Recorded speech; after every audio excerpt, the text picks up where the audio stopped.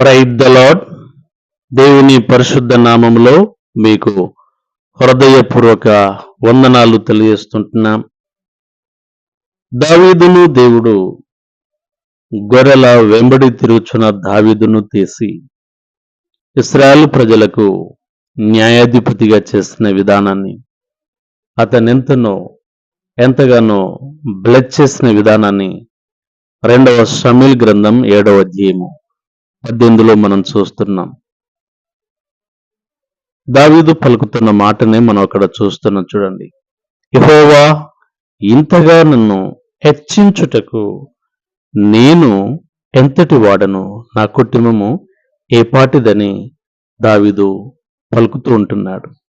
వాక్యం వింటున్న నా సహోదరి సహోదరుడా, దావీదు వలె నిన్ను కూడా దేవుడు హెచ్చిస్తాడు, దీవిస్తాడు, ఆశీర్వదిస్తాడు. ప్రభును హానుకొని హత్తుకొని ముందుకు సాగాలని ప్రేమతో మనయేస్తుంటున్నాం.